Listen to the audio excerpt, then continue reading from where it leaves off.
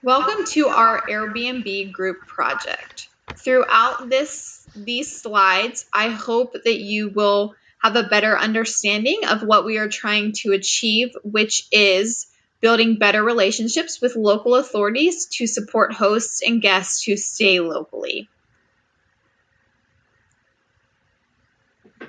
About the team. Molly Shofner lives in Coeur d'Alene, Idaho with her family and 3 cats. Molly currently works at Walmart as a personal shopper. She graduated from Idaho College with her associate's degree in business administration in 2014. She plans to graduate fall 2020 with a bachelor's degree in accounting. Molly is interested in the nonprofit sector, administration and human resources, and social media support. She is a wonderful planner. She is very organized, and she was an amazing asset to this team. Mackenzie Rayment is also a senior at Lewis Clark State College, and she plans to graduate this coming fall with her degree in business administration. She lives in northern Idaho with her husband Bradley and her 1-year-old daughter Brindley J. She is a full-time student and stay-at-home mom, but when she has free time, she enjoys doing do-it-yourself projects and catching up on laundry. After graduating, she plans to stay home with her daughter, but as soon as her daughter is old enough to be enrolled in pre-K, she hopes to begin a career in human resources, where she can practice her love of working with people. Mackenzie is a wonderful addition to the team. She brings a positive attitude and is excited to get to work right away. Mackenzie is a strong contributor to our group. Her enthusiasm for the project and helping others are admirable. Mackenzie is the type of person that exudes joy and happiness. Her joyfulness is infectious. Hi, I'm Stacy McClimans. I was born and raised in Pennsylvania and moved to Idaho 7 years ago. I'm a senior at Lewis Clark State College and will graduate this coming spring with my business administration degree. I live in southern Idaho with my husband and my 3-year-old daughter. I'm a full-time business student and a full-time manager at FedEx. I love my life, but it can be crazy at times. My husband is also a full-time student, and we will both graduate in this coming spring. My communication skills within this group have been strong, as well as all of the contributors to this group. Molly and Mackenzie are great. It says a lot about someone's character when they take time out of their busy schedules to participate in group work. I can only say this to myself. I can say this for Molly and Mackenzie, who both have families, who are both full-time students. We've each done a great job with this project. In my free time, I like to travel and experience different cultures. I've spent time in India, and I lived in Ethiopia with my husband while I was pregnant with my daughter. Our strategy is to build better relationships with local authorities to support hosts and guests who stay locally. Airbnb has had a very humble beginning. It was founded in San Francisco, California in 2008. 3 promising entrepreneurs were trying to figure out a solution for short-term lodging in their city, which had extraordinarily little affordable short-term accommodations for vacationers. Airbnb became successful in Northern California because it provided cheap lodging in an extremely expensive geographic area. Airbnb quickly expanded across the United States and internationally. The way that Airbnb works is they allow people to host patrons by renting out an extra room in a house or a mother-in-law suite attached to the house. Airbnb has cornered the market for unique stays, whether that is renting out a castle in Belgium or a treehouse in the Netherlands. Airbnb offers it.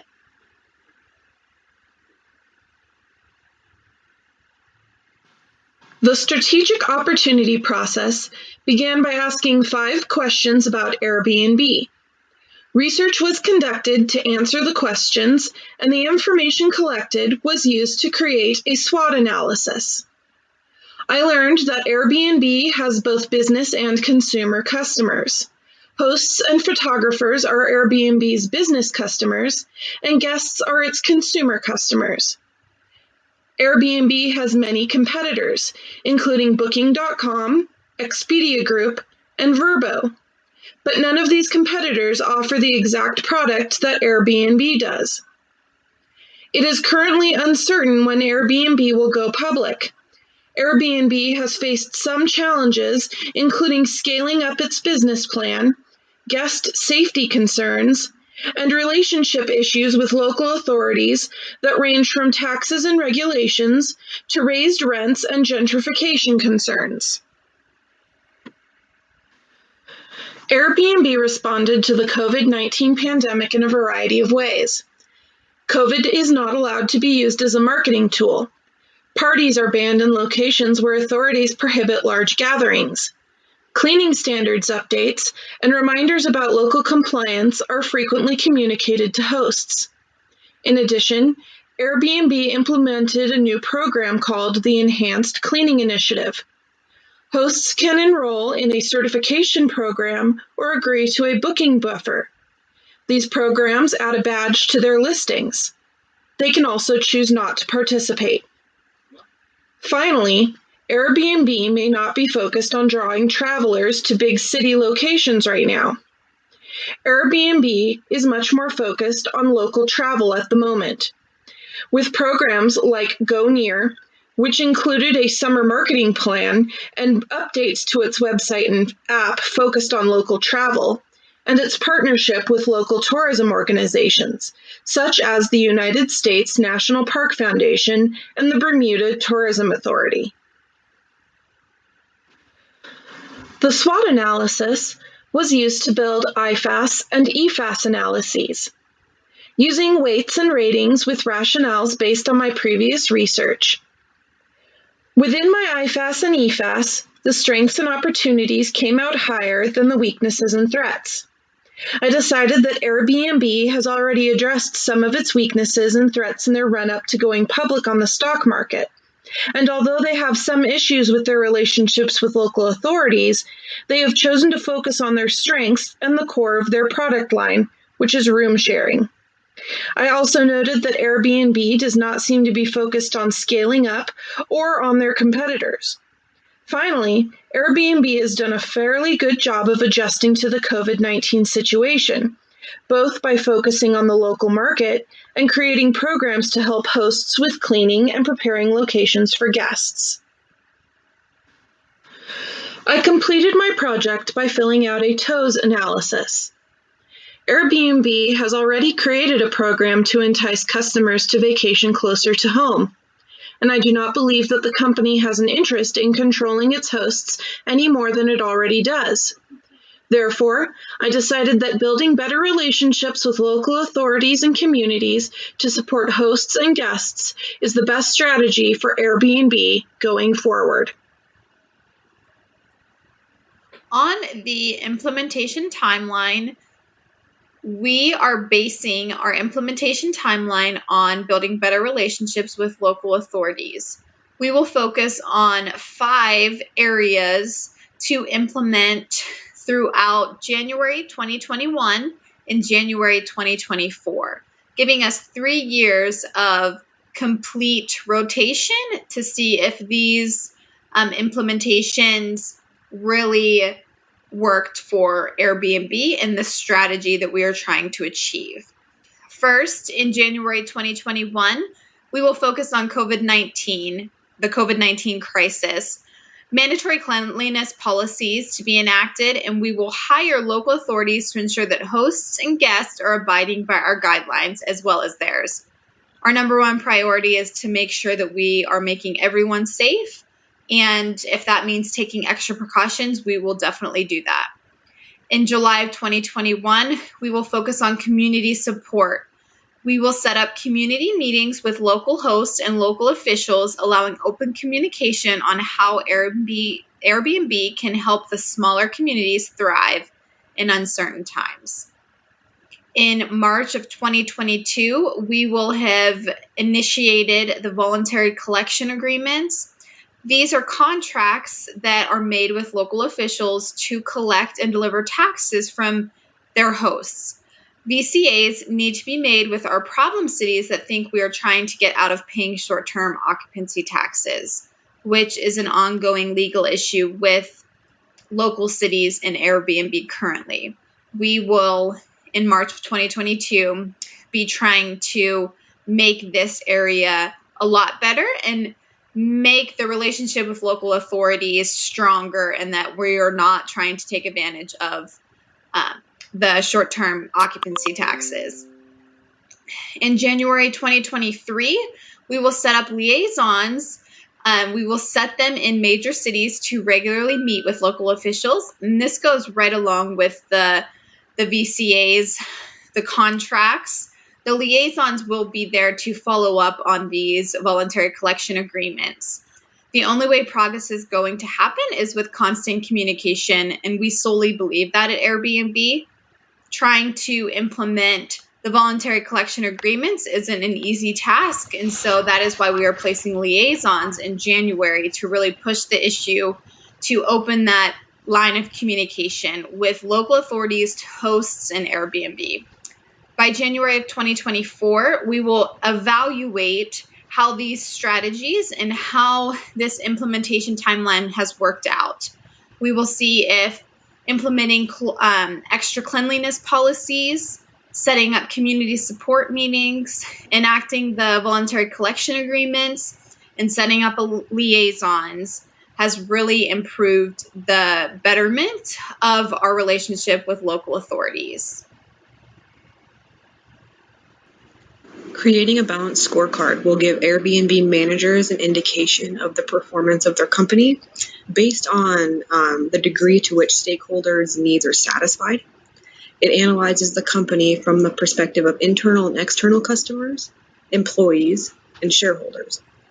This is super important because it focuses on all the features that are needed to be emphasized within a company in order for them to be competitive. These 4 features can be identified by asking these 4 questions. Are we customer focused? Do we place the right amount of emphasis on teamwork? How can we improve the quality of our service? And what is our long-term plan? The balanced scorecard emphasizes that critical indicators chosen are based on a company's competitive demands and their business strategy. Our balanced scorecard will need to be customized based on our market situation, our services, and our competitive environment. Our balanced scorecard will answer 4 basic questions. How do shareholders view the company?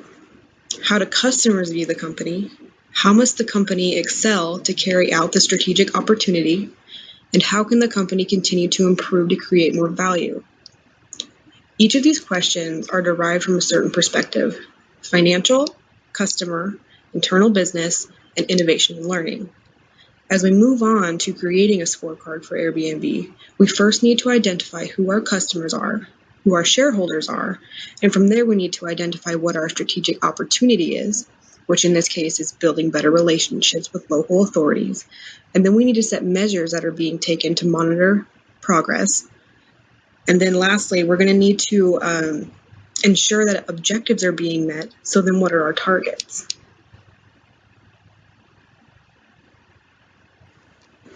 Customers at Airbnb consist of hosts, photographers, and guests.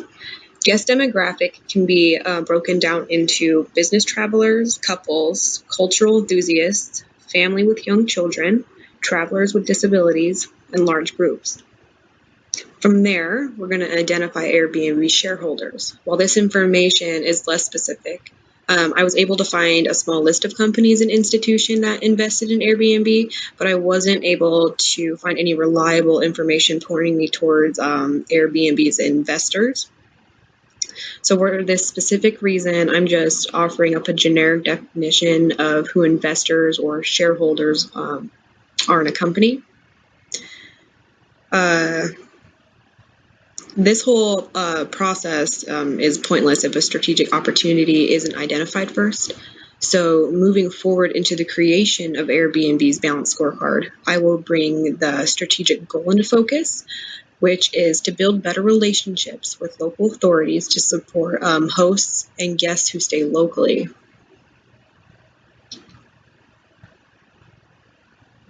So here we have the balanced scorecard that I created, which is based off the implementation timeline created by Stacy. Our objective for our financial perspective is to correct our image as the brand that tries to get out of paying short-term occupancy taxes, and we believe the best measure of progress for this problem would be to require occupancy tax. This tax is paid on temporary lodging. It's not suitable for all states, as tax laws differ from state to state.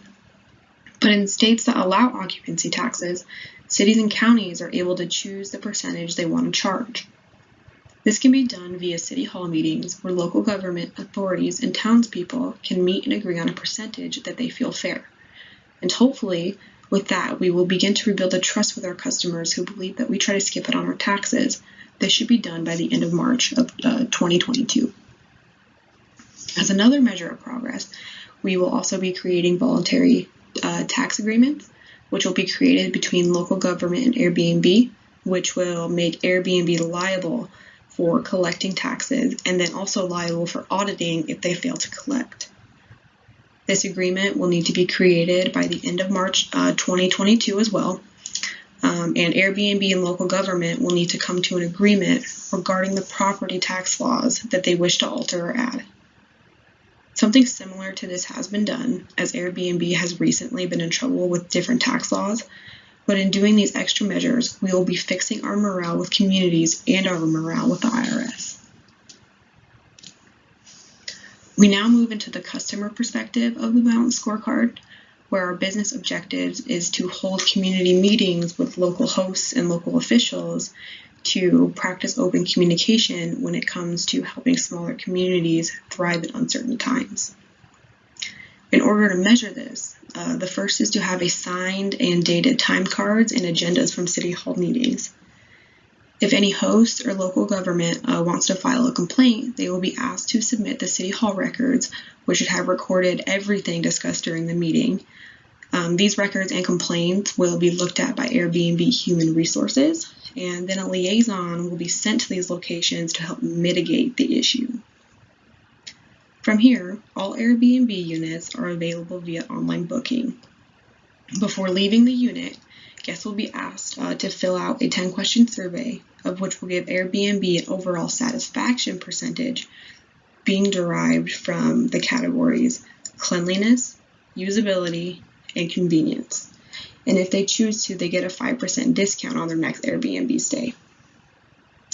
Our targets to these measures are to create an open relationship with local authorities and good customer feedback from surveys, which should dominate at a 94% satisfaction rate. All of this will be done by July of 2021. From there, we move into the internal processes perspective, which has the objective of mandatory cleanliness policies. And we will hire local authorities to ensure that hosts and guests are abiding by our guidelines, as well as theirs. Measures here consist of having a cleanliness policy enacted for all hosts by the end of January 2021. Questions regarding cleanliness will be included in the survey, which will receive an overall score. And if the score comes back with a cleanliness satisfaction score above 94%, we know we're doing something right. This is our target. And we want this done by January 2021 as well. We will be asking local authorities to investigate units that have been reported to have breached the cleanliness policy, as hosts need to remain in coordinates with these policies. Otherwise, they're going against Airbnb and host agreements, which are legally documented and signed. If there seems to be a breach in policy, we ask local officials to issue a citation, which will be recorded. Our target here will be less than a 1% satisfaction rate or a 1% citation rate for hosts and units. For the last perspective, we're looking at our innovation and learning implementation plan, in which we plan to place liaisons in major cities regularly meeting with local officials. These liaisons are similar to the ones that I mentioned previously, but these ones will be dealing with local government specifically, ensuring that all documentation and agreed upon policies are being held up by both ends, meaning like Airbnb and local government. Measures here will be hiring one liaison per 200 units, and the job description will be open to locals. Our target is to offer more local jobs, boost community morale, and ensure that the community or county is abiding by the rules with the help from local authorities. By January of 2023, we will need to have created approximately 14,500 jobs for local communities all around the world, as well as instilling customer face. Corrective actions for a breach in any of these agreements or policies can result in citations, audits, and then homes with a consistent satisfaction rate below a 70 will be subject to a reevaluation of eligibility as an Airbnb unit.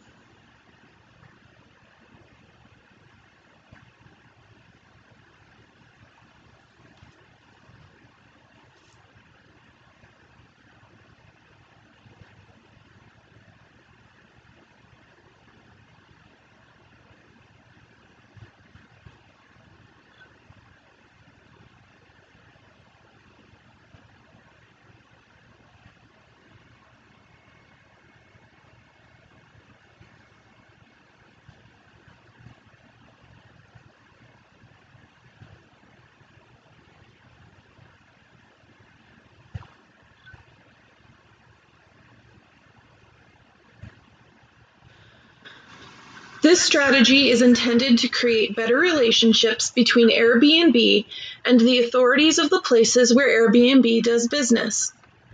By entering into voluntary collection agreements, participating in community meetings, streamlining cleaning policies and creating accountability procedures, and creating staffed liaison locations, this strategy can and will succeed, and it will create a stronger, safer environment for Airbnb to operate and grow in. All right, so what did we learn? Mackenzie learned that there is a lot that goes into creating a balanced scorecard, which has helped her understand the full scope of what it means to think comprehensively. She also learned that in order to be competitive in a market such as lodging, it is so incredibly important to maintain a positive relationship with the local government, because in doing so, you encourage guests to stay locally. Stacy learned that the amount of time and effort it takes to build strategies for companies is not easy. You really have to dig and find obtainable solutions for Airbnb to be successful. It really takes a detailed person to go through and pinpoint problem areas. After finding the issues, you have to come up with viable resources and a structured plan. And Molly learned how to start the process of building a strategy by asking questions that help build a SWOT analysis and how to build an IFAS and EFAS analysis that guide managers to strategic opportunities. She also learned how to use new platforms online, especially Google Slides and YouTube. And then also it needs to be mentioned that we all learned how to properly search for an audio recorder, because it was very difficult to find one that worked with Google Drive. Thank you for that, Molly.